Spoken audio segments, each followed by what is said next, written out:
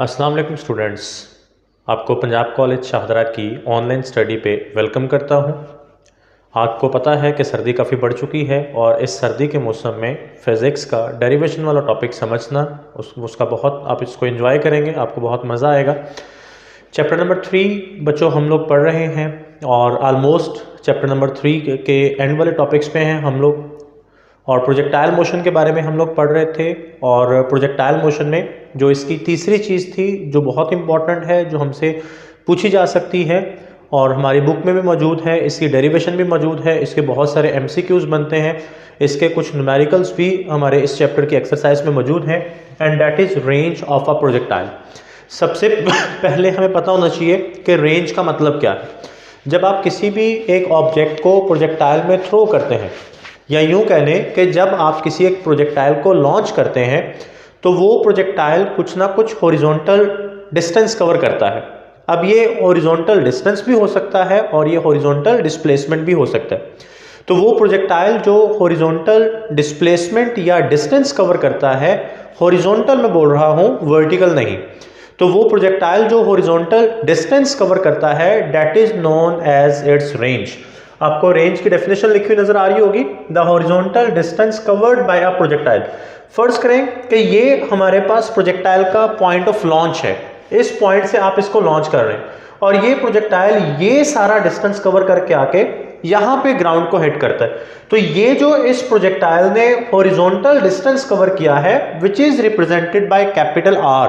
आपने जब horizontal projectile पढ़ा था तो वहां पे आपने इस डिस्टेंस को कैपिटल एक्स के साथ रिप्रेजेंट किया था और यहाँ पे हम ओब्लीक प्रोजेक्टाइल पढ़ रहे हैं तो इसको हम लोग कैपिटल आर से रिप्रेजेंट कर रहे हैं। This is known as the range of projectile. अब जो रेंज है इसका फॉर्मूला बहुत सिंपल है, क्योंकि ये हॉरिजॉन्टल डिस्टेंस है तो आप हॉरिजॉन्टल वेलोसिटी को इसके टाइम ऑफ फ्लाइट के साथ मल्टीप्लाई कर दें तो आपके पास इसकी रेंज आ जाएगी। ये मैंने यहाँ पे लिखा हुआ है कि ये Vx इसकी हॉरिजॉन्टल वेलोसिटी है जो कि हम जानते हैं कांस्टेंट रहती है VI cos थीटा, और t जो है ये हमारे पास इसका टाइम ऑफ फ्लाइट है। टाइम ऑफ फ्लाइट का फॉर्मूला हम लोगों ने ड्राइव किया था 2VI sin of theta over g। अब इन दोनों की वैल्यूज को यहाँ पे जब आप पुट करेंगे तो ये Vx की जगह पे आपके पास VI cos थीटा आ गया और t की जगह पे आपके पास 2VI sin theta over g आ गया। अब ये VI जब VI से मल्टीप्लाई होगा तो VI स्क्वायर, और ये 2 को मैंने मिला दिया साइन थीटा के साथ और 2 साइन थीटा को मल्टीप्लाई कर दिया कॉस थीटा के साथ, और g जो है उसको मैंने VI स्क्वायर के नीचे लिख दिया। तो आप देख सकते हैं कि इक्वेशन में कोई फर्क नहीं आएगा। अब इसके बाद VI square over g into 2 sine theta cos theta, ये जो मेरे पास टर्म है 2 साइन थीटा कॉस थीटा, ये ट्रिग्नोमेट्री में अगर हम देखें तो ये हमारे पास साइन ऑफ 2 थीटा के इक्वल है। अब कुछ बच्चे यहाँ पे ये सवाल करते हैं कि sir 2 sine theta cos theta कैसे साइन ऑफ 2 थीटा के इक्वल है।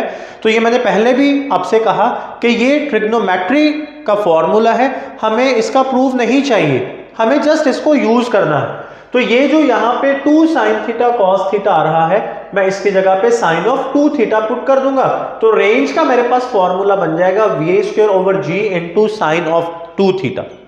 अब जैसे आप हाइट को देख रहे थे कि हाइट 90 डिग्री पे मैक्सिमम होगी, आपने टाइम ऑफ फ्लाइट को देखा कि टाइम ऑफ फ्लाइट 90 डिग्री पे मैक्सिमम होगा, तो किस एंगल के लिए जो रेंज है वो मैक्सिमम होगी, उसको मैंने यहां पे नाम दे दिया मैक्सिमम रेंज का। अब अगर आप देखें तो r is directly proportional to sine of 2 theta.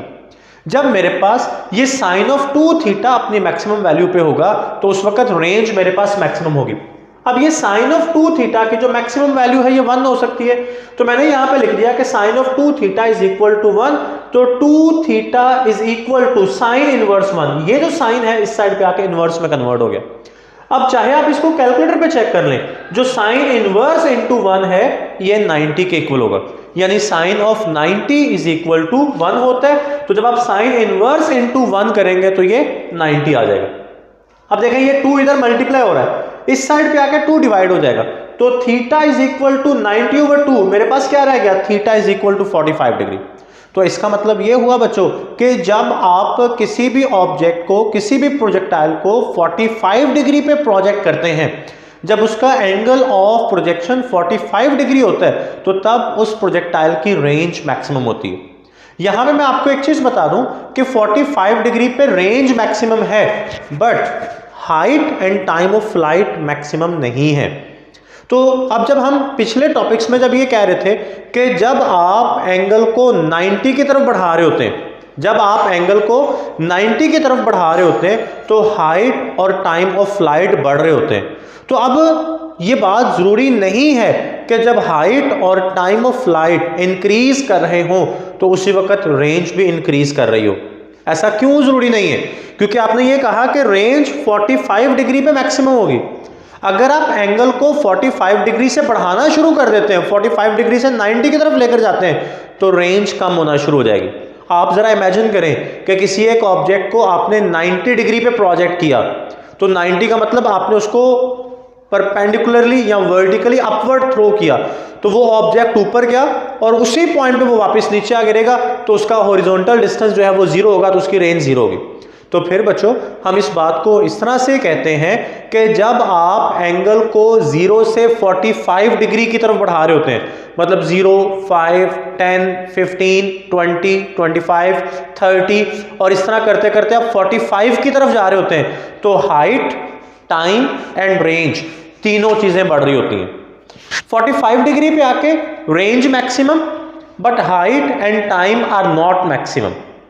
फिर जैसे ही आप एंगल को 45 डिग्री से इंक्रीज करके 90 की तरफ जा रहे होते हैं, मतलब 50 degree, 55 degree, 60 degree, 65 and so on towards 90, तो फिर हाइट बढ़ रही है, टाइम बढ़ रहा है, बट रेंज डिक्रीज हो रही है। 45 डिग्री को क्रॉस करेंगे तो रेंज डिक्रीज होना शुरू हो जाएगी। अच्छा जी, फिर यहां पे जब हमें ये बात समझ आ गई कि 45 डिग्री पे रेंज मैक्सिमम होगी, तो फिर मैक्सिमम रेंज का फॉर्मूला क्या बनेगा? ये जो आपने यहां पे लिखा हुआ साइन ऑफ 2 थीटा, जब ये 1 है तो फिर रेंज मैक्सिमम है। तो मैक्सिमम रेंज का फॉर्मूला लिखने के लिए आप साइन ऑफ 2 थीटा को 1 कर दें, तो मेरे पास आर मैक्स जो रह जाएगा वी स्क्वायर ओवर जी रह जाएगा, क्योंकि साइन ऑफ 2 थीटा जो है ये 1 के इक्वल जा चुका है। तो R max is equal to V square over G. अब ये जो रेंज है, इसी रेंज को in terms of maximum range लिखना है। आप कह सकते हैं कि इंस्टेंटेनियस रेंज बतानी है इन टर्म्स ऑफ मैक्सिमम रेंज। तो ये जो वी स्क्वायर ओवर जी आ रहा है, आप इसकी जगह पे आर मैक्स लिख दें, तो ये फॉर्मूला आपके पास आ जाएगा R is equal to R maximum into sine of 2 theta. V square over G की जगह पे आर मैक्सिमम आपने पुट कर दिया। अभी देखें यहां से आर मैक्सिमम भी फाइंड किया जा सकता है। साइन ऑफ 2 थीटा को इधर लाके आप डिवाइड कर दें, जो इंस्टेंटेनियस रेंज होगी उसको साइन ऑफ 2 थीटा से आप डिवाइड कर दें, तो आपके पास मैक्सिमम रेंज आ जाएगी। अब ये एक स्पेशल नोट लिखा हुआ है, ये बहुत इंपॉर्टेंट पॉइंट है। 3 एग्जांपल भी मैंने दी हैं, बट इसकी बहुत सारी एग्जांपल्स हो सकती हैं कि वो 2 एंगल्स जिनका सम 90 डिग्री होगा, हर वो 2 एंगल जिनका सम 90 डिग्री होगा, उन दोनों एंगल्स पे प्रोजेक्टाइल की रेंज सेम होगी। जैसे मैंने आपको एग्जांपल दिया कि 30 डिग्री एंड 60 डिग्री को देख लें, तो 30 एंड 60 दोनों को ऐड करें तो 90 डिग्री बनता है। तो आप किसी एक ऑब्जेक्ट को 30 डिग्री पे प्रोजेक्ट करें और किसी दूसरे ऑब्जेक्ट को 60 डिग्री पे प्रोजेक्ट करें और सेम इनिशियल वेलोसिटीज के साथ प्रोजेक्ट करें, तो दोनों एक ही पॉइंट पे जाके गिरेंगे, दोनों की रेंज सेम होगी। 40 एंड 50 दोनों का सम 90 है, तो दोनों एंगल्स के ऊपर जो रेंज है वो सेम होगी।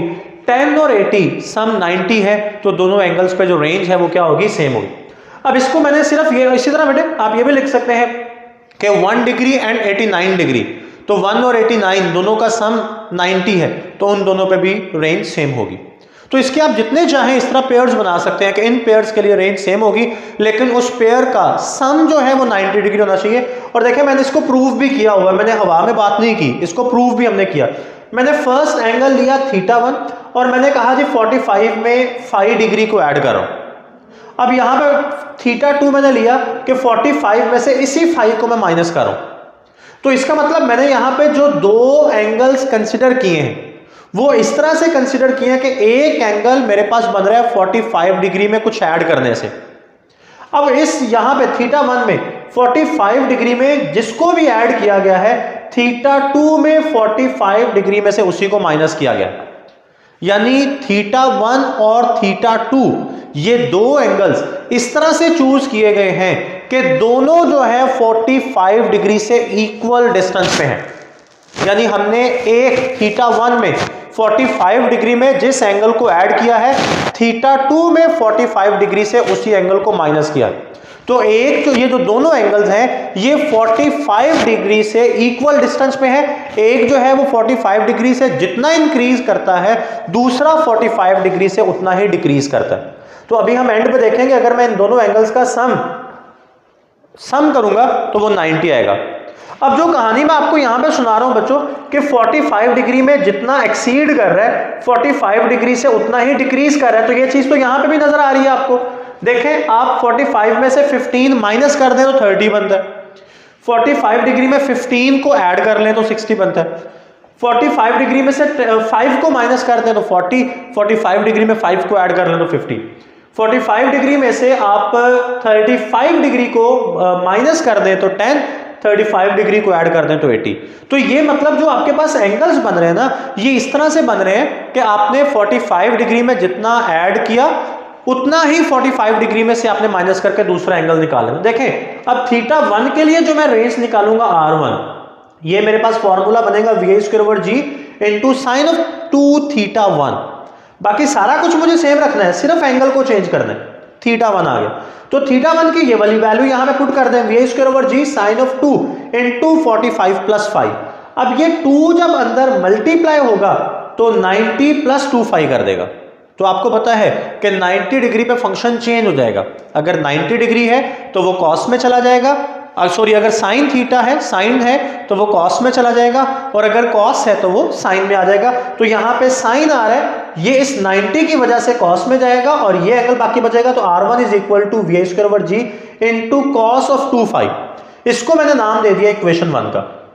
अब इक्वेशन 2 के लिए मैंने क्या किया कि मुझे ये जो सेकेंड एंगल था इसके ऊपर रेंज फाइंड करनी है। तो R2 is equal to VA²/G into sine of 2 theta 2।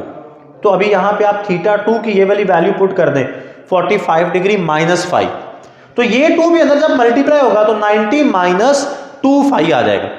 अब जब ये आपके पास 90 माइनस 2 5 आ गया तो 90 डिग्री आ रहा है, तो आपको पता है कि फंक्शन चेंज हो जाएगा, साइन जो है ये कॉस में कन्वर्ट हो जाएगा।